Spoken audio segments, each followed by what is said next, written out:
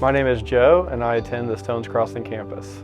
So my walk with God started when I was about 15 years old, and I was dating a girl at the time, and her family invited me to church. So I had gone to church with them.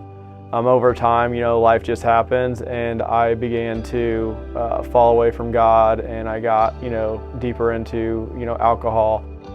During that time, I had gotten married, and due to my alcohol usage, that marriage, quickly deteriorated, and then which ultimately, led me into, a time where I was single and I had met my current wife now, and we've been together for 10 years. We have 3 boys, and we just basically, we're going back and forth, still doing the drinking thing and not really following the Lord and doing, life the way that I feel like we're called to when we have a relationship with God. I ended up getting arrested at that point in time, and that was when our marriage was kind of like on the rocks, and we didn't know what direction we were going to go, but I needed to focus on sobriety, but we still weren't, putting God first in our life. That happened for, some time before, I was sober for about 4 years before it really started,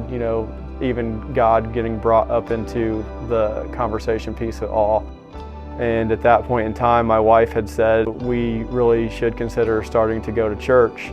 And I wasn't on board for it at that point in time, because I knew that was going to mean that I would have to change other things in my life, and I wasn't necessarily ready to give up. What ultimately ended up happening is, we ended up going to church, and when we decided where we were going to go, it was because my cousin Danielle had, been relentlessly pursuing us to come to Emmanuel campus and telling us all the good things about Danny.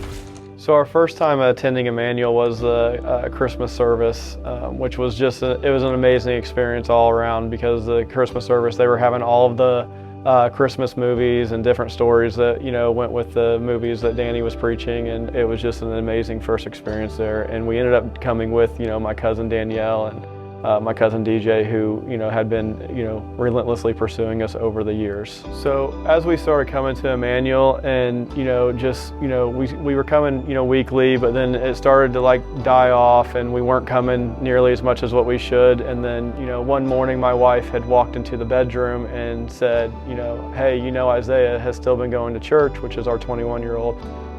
We need to go. He shouldn't be going to church by himself. So we actually went and attended a church service that day, and that was right before Reset was getting ready to happen. That service, we ended up committing that we were going to go ahead and we were going to be at Reset every night.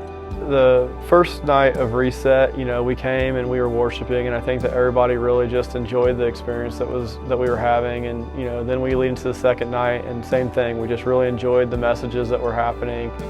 Then Wednesday night was rolling around, and I had some work appointments that were going to stop me from attending, and by the grace of God, those appointments fell apart, and I was able to come into the parking lot a little bit late, but was able to walk in and begin worshiping and hearing the message again from Danny on stage. And as the service came to the end, and they were asking people to come up, and whoever wanted to get baptized was welcome to come up and get baptized. And my 9-year-old just so enthusiastically started just saying, "Dad, I want to get baptized. Dad, I want to get baptized." And I was kind of caught off guard. I didn't know how to really respond to that. So I started asking my cousin, do you think this is okay? He's 9, does he know what it means? And we started asking him what it means. And he had clearly been listening to the message that Danny had been given, because he knew exactly what it meant.